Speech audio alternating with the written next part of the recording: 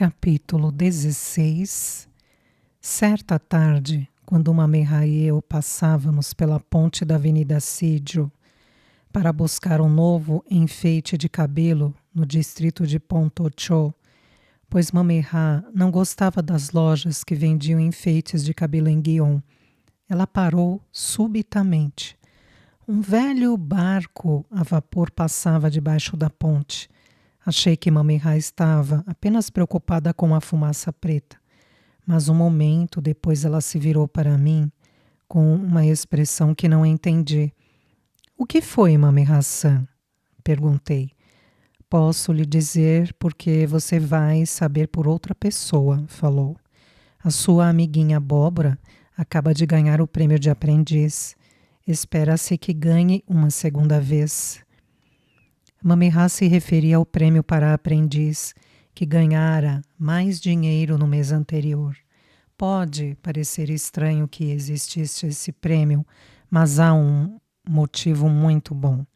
Encorajar aprendizes a ganhar mais ajuda a transformá-las nas geishas mais apreciadas em Guion.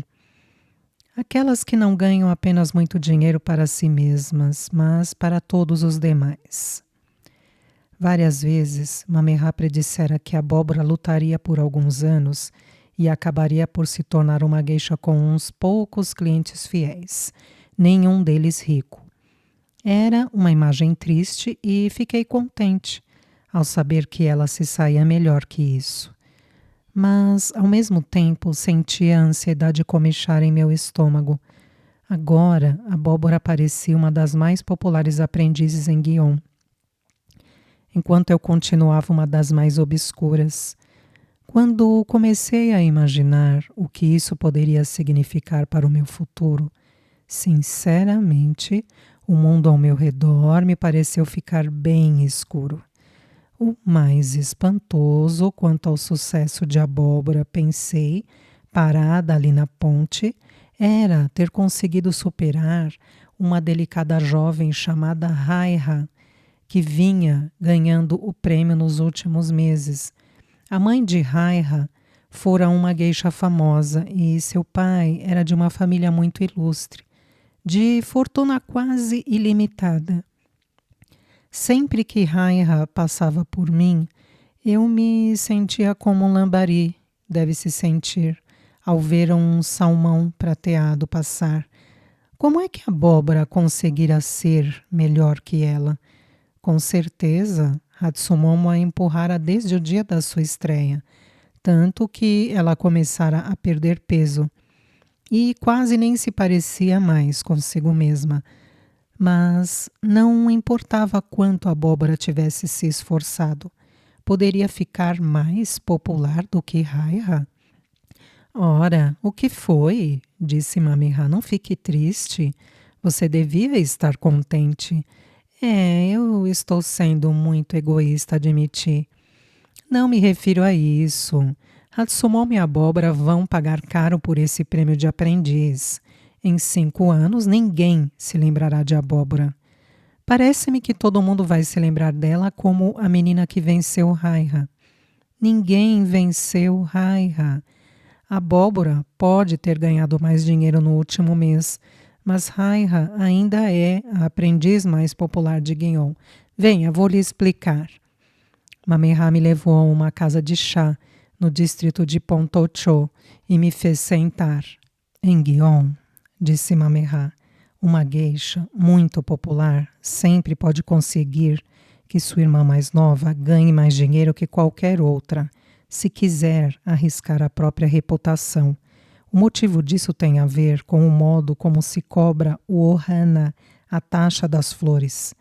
Antigamente, há 100 anos ou mais, toda vez que uma geisha chegava a uma festa para entreter os convidados, a dona da casa de chá acendia um incenso chamado ohana, ou flor. Os horários da geisha se baseavam em quantos bastõezinhos de incenso haviam queimado até que ela fosse embora. O custo de um ohana sempre foi fixado pelo cartório de Guion. Enquanto eu era aprendiz, era de 13 ienes, mais ou menos o que custariam 2 garrafas de bebida alcoólica. Pode parecer muito, mas uma geisha não popular, ganhando um ohana por hora, tem uma vida dura. Provavelmente passa a maioria das noites sentada em torno do braseiro, aguardando algum compromisso. Mesmo quando é solicitada, pode não ganhar mais que 10 ienes por noite, o que não será suficiente para pagar suas dívidas. Considerando a riqueza que circula por Gion, ela não será mais que um inseto picando uma carcaça, comparada com Hatsumomo ou com Mameha, leoas magníficas deliciando-se com a presa. Porque uma geisha como Hatsumomo não tem apenas compromissos todas as noites e a noite toda, mas cobra um ohana a cada 15 minutos, em vez de a cada hora. Mas no caso de Mameha, bem, não havia outra igual em Gion, pois cobrava um ohana a cada 5 minutos. Naturalmente, nenhuma geisha fica com todo o seu dinheiro, nem mesmo Mameha. A casa de chá, onde ganha seus honorários, fica com uma parte. Uma parte bem menor vai para a associação das geishas, outra para o empregado que a veste, e assim por diante, lista abaixo, chegando a incluir uma taxa paga a uma okiá, para cuidar dos seus livros de contabilidade e agendar seus compromissos. Provavelmente ela mesma fica com um pouco mais da metade do que ganha. Mesmo assim, é uma quantia enorme comparada com o modo de vida de uma geisha não popular, que se afunda mais a cada dia. É assim que uma geisha como Hatsumomo pode fazer sua irmã mais nova parecer mais bem-sucedida do que realmente é. Para começar, uma geisha popular em Gion é bem-vinda em quase todas as festas e em muitas delas ficará apenas 5 minutos. Seus clientes ficarão felizes em pagar os honorários, mesmo que ela só diga olá. Sabem que da próxima vez que vierem a Gion, ela ficará em sua mesa algum tempo para lhes dar o prazer de sua companhia. Por outro lado, um aprendiz não pode se portar desta maneira. Seu papel é construir relacionamentos. Até que se torne uma geisha por completo aos 18 anos, ela não pode pensar em ir de festa em festa. Fica 1 hora ou mais. E só então telefona a sua okiá para saber onde está a sua irmã mais velha e assim ir a outra casa de chá e ser apresentada a novos clientes. Enquanto sua irmã mais velha pode aparecer em 20 festas numa noite, uma aprendiz não deve conseguir ir a mais de 5. Mas não era isso que Hatsumomo fazia. Ela levava a abóbora a toda a parte aonde ia. Até os 16 anos, uma geisha aprendiz cobra meio ohana por hora. Se a abóbora ficasse numa festa apenas 5 minutos, o anfitrião pagava o mesmo que se ficasse 1 hora inteira. Por outro lado, ninguém esperava que a abóbora ficasse só 5 minutos. Provavelmente os homens não se importavam que Hatsumomo trouxesse sua irmã mais nova para uma visita breve, 1 noite ou 2. Mas algum tempo depois começariam a pensar por que ela estaria tão ocupada que não pudesse ficar mais tempo e por que sua irmã mais nova não ficava como era esperado. Os ganhos de abóbora podiam ser altos, você entende, uns 3 ou 4 ranas por hora, mas ela pagaria com sua reputação, assim como Hatsumomo. O comportamento de Hatsumomo apenas mostra como está desesperada, concluiu Mameha. Fará qualquer coisa para que a abóbora apareça. E você sabe por que não sabe? Não tenho certeza, Mameha-san.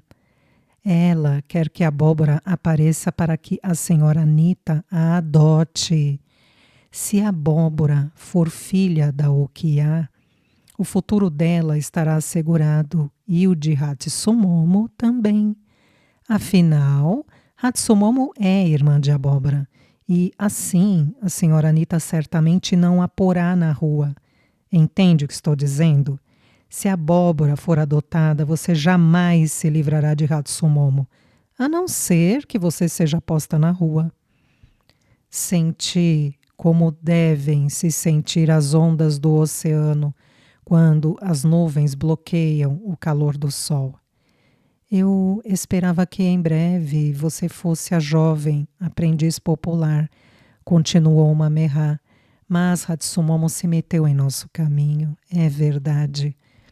Bem, pelo menos você está aprendendo a entreter adequadamente os homens. Tem sorte por ter conhecido o barão. Posso ainda não ter encontrado um meio de vencer Hatsumomo, mas, para dizer a verdade, ela se interrompeu. Senhora? Eu disse. Nada, nada, Sayuri. Eu seria boba se partilhasse meus pensamentos com você. Fiquei magoada. Mamerá deve ter percebido meu sentimento, pois disse depressa. Você mora sob o mesmo teto que Hatsumomo não mora? Qualquer coisa que eu diga pode chegar a ela. Lamento muito, Mamerra-san. Por merecer da senhora uma opinião tão baixa, eu disse. Pode realmente pensar que eu vá correr a Okiá e dizer qualquer coisa a Hatsumomo? Não me preocupa o que você vá fazer. Os camundongos não são devorados porque correm até onde o gato dorme e o acordam. Você sabe muito bem como Hatsumomo é cheia de truques. Terá de confiar em mim, Sayuri. Sim, senhora, respondi, pois não havia outra coisa a dizer. Vou lhe confiar uma coisa, disse Mamerra, inclinando-se um pouco para adiante, no que tomei por excitação. Você e eu iremos juntas a um compromisso dentro das próximas 2 semanas, num lugar onde Hatsumomo jamais vai nos encontrar. Posso perguntar onde? Claro que não. Nem vou lhe dizer quando será. Fique preparada. Quando chegar a hora, você saberá tudo o que for preciso. Quando voltei a Okiá, naquela tarde, escondi-me no andar de cima e conferi meu almanaque. Uma porção de dias se destacava nas 2 semanas seguintes. Era quarta-feira, dia favorável para viajar para oeste. Pensei que talvez Mamerra planejasse me levar para fora da cidade. Outro era a segunda seguinte, que ainda por cima era Taiyan, o mais auspicioso dos 6 dias da semana budista. Finalmente, o domingo depois tinha uma frase curiosa. Equilíbrio de bom e mal pode abrir a porta do destino. Este parecia o mais intrigante de todos os dias. Não ouvi nada de Mamerra na quarta-feira. Poucas tardes depois, ela mandou me chamar ao seu apartamento. Num dia que meu almanaque dizia ser desfavorável. Mas apenas para discutir uma mudança em minhas aulas de shamisen na escola. Depois disso, passou-se toda uma semana sem uma palavra dela. E então, no domingo pelo meio-dia, ouvi a porta da Okiá abrir-se e larguei meu shamisen na rampa de madeira, onde treinava havia mais ou menos 1 hora e corri para a entrada. Esperava ver uma das criadas de Mamerra, mas era apenas um homem da drogaria, entregando ervas chinesas para a artrite de titia. Depois que uma de nossas criadas mais velhas pagou o pacote, eu ia voltar ao shamisen quando percebi que o homem tentava chamar minha atenção. Segurava numa das mãos um pedaço de papel, de forma que eu o visse. Nossa criada ia fechar a porta, mas ele me pediu: Lamento incomodá-la, senhorita, mas poderia jogar isto fora para mim? A criada achou esquisito, mas peguei o papel e fingi jogá-lo fora no quartinho de serviço. Era um bilhete sem assinatura com a letra de Mamerra. Peça permissão à titia para sair. Diga que tenho trabalho para você em meu apartamento e venha antes da 1 hora. Não deixe ninguém mais saber aonde você vai. Estou certa de que os cuidados de Mameha eram sensatos, mas mamãe estava almoçando com uma amiga e Hatsumomo e Abóbora tinham saído para um compromisso de tarde. Não havia ninguém na Okiá senão as criadas e titia. Fui direto ao quarto dela e a vi estendendo um pesado cobertor de algodão sobre o seu futon, preparando-se para o cochilo. Assim que ouviu que Mameha me chamara, ela nem quis saber o motivo. Apenas fez um aceno com a mão e se enfiou debaixo do cobertor para dormir. Mameha já atendia a um compromisso matinal quando cheguei ao seu apartamento. Mas a criada me levou ao quarto de vestir para me ajudar com a maquiagem. Depois trouxe o conjunto de kimono que Mameha separara para mim. Eu estava acostumada a vestir kimonos de Mameha, mas é inusitado para uma geisha emprestar assim trajes de sua coleção. 2 amigas de Gion podiam trocar kimonos para uma noite ou 2, mas é raro que uma geisha mais velha mostre tanta bondade com uma jovem.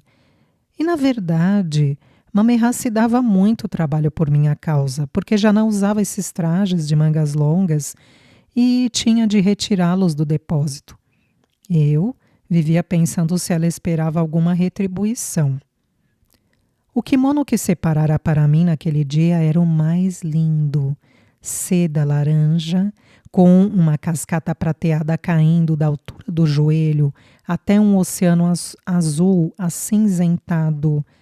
A cascata era fendida por pedras marrons, com gravetos flutuantes enovelados na base, bordados em fios brilhosos. Eu não sabia, mas o traje era bem conhecido em Gion.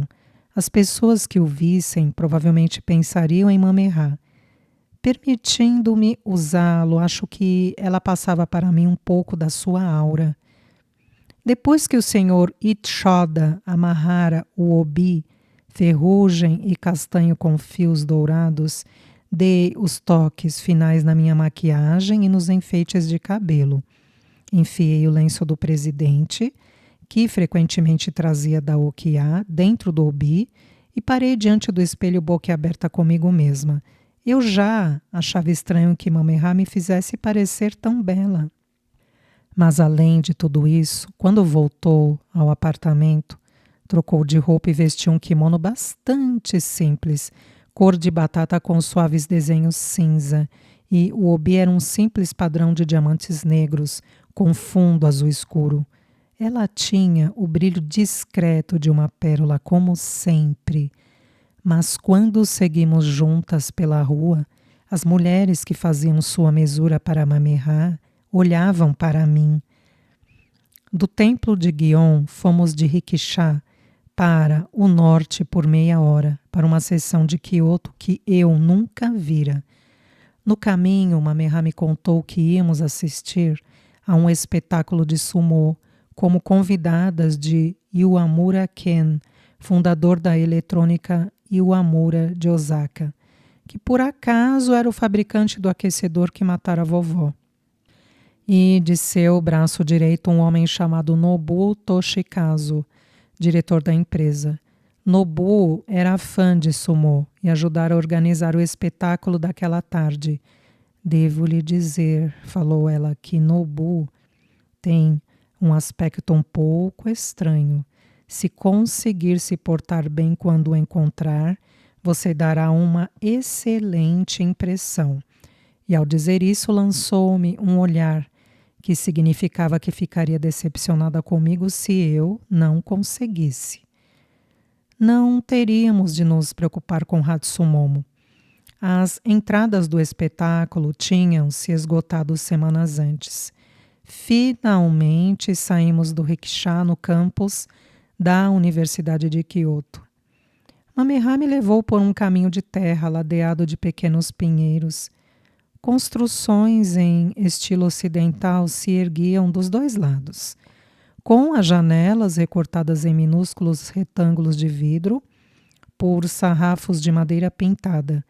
Eu não percebera quanto Guion se tornara meu lar, até me sentir tão deslocada na universidade. Estávamos rodeadas por homens de pele macia, jovens, com cabelo repartido, alguns usando suspensórios para prender as calças. Pareciam achar Mamerra e eu tão exóticas que paravam para nos observar quando passávamos e até trocavam piadas entre si. Logo passamos por um portão de ferro, onde se reunia um grupo de homens mais velhos e mulheres, incluindo algumas gueixas. Em Kyoto havia poucos lugares cobertos onde se podia apreciar sumô, e um deles era o Salão de Exposições da Universidade de Kyoto. Esse prédio já não existe, mas naquele tempo combinava tão pouco com as estruturas ocidentais em torno dele, como um velhote enrugado de kimono combina com um grupo de jovens executivos. Era um caixote enorme, com um telhado que parecia frágil, mas me fez pensar em uma tampa colocada sobre a panela errada. As portas imensas de um lado eram tão frágeis que se entortavam contra as vigas de ferro cruzadas sobre elas. Lembraram-me tanto a minha casa bêbada que por um momento fiquei triste. Quando subi os degraus de pedra até o edifício, percebi duas gueixas andando pelo pátio de cascalho e fiz uma mesura para elas. Devolveram a saudação com um aceno de cabeça e uma disse algo para a outra. Achei muito estranho, até que as fitei mais de perto. Meu coração afundou. Uma delas era a amiga de Hatsumomo, Corin. Fiz outra mesura, agora que a reconhecer, e me esforcei para sorrir. Assim que desviaram os olhos, sussurrei para Mamerra.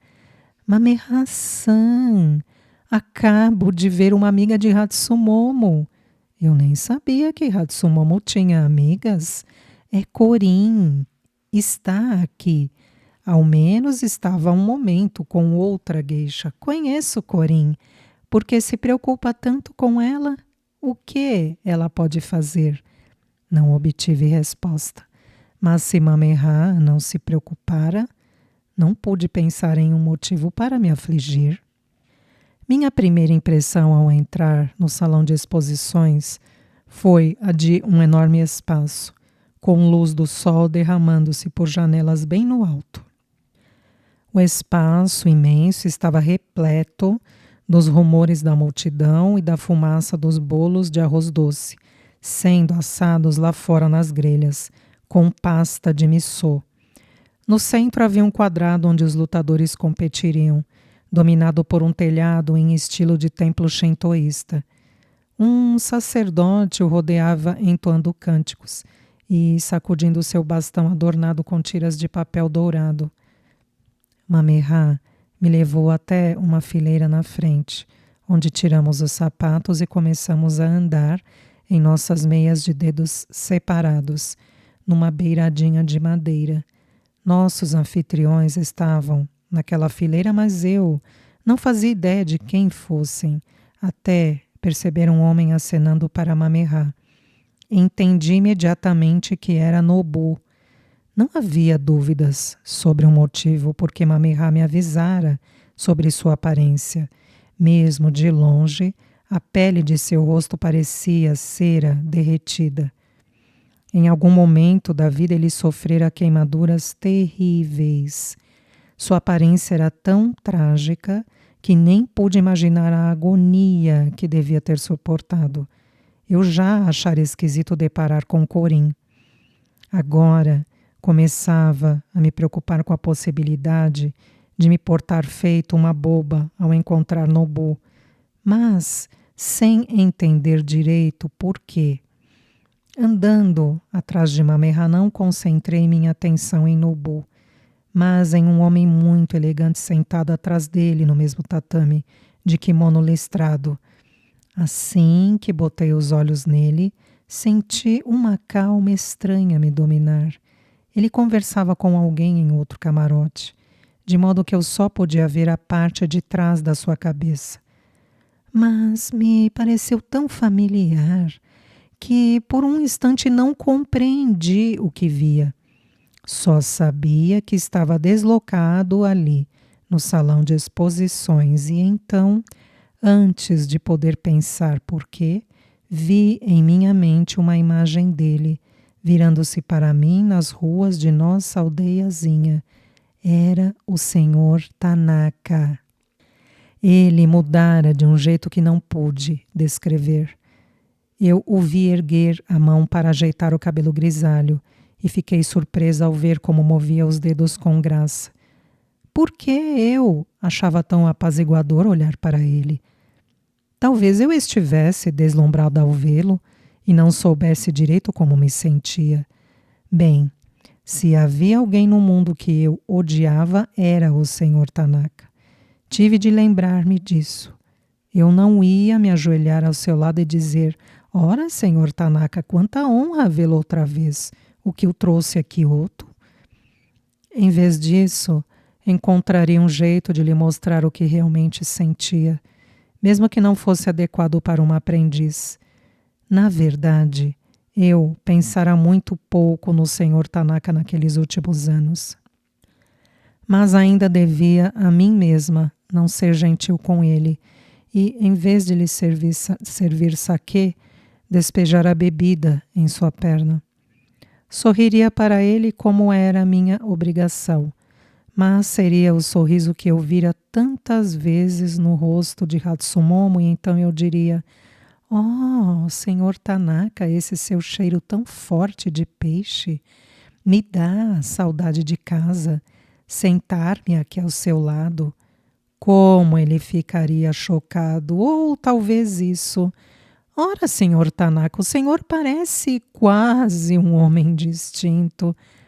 Embora, na verdade, olhando para ele, pois estávamos quase chegando ao camarote em que ele estava, parecesse distinto, mais do que eu poderia imaginar. Mamerá já se ajoelhava para fazer a mesura. Então ele virou a cabeça e pela primeira vez vi seu rosto largo, os malares destacados e, mais que tudo, os olhos tão estreitados e ao mesmo tempo tão suaves. E de repente tudo ao meu redor pareceu se aquietar, como se ele fosse o vento e eu apenas uma nuvem levada por ele. Certamente ele era familiar, em alguns aspectos mais do que minha própria imagem no espelho, mas não era o senhor Tanaka, era o presidente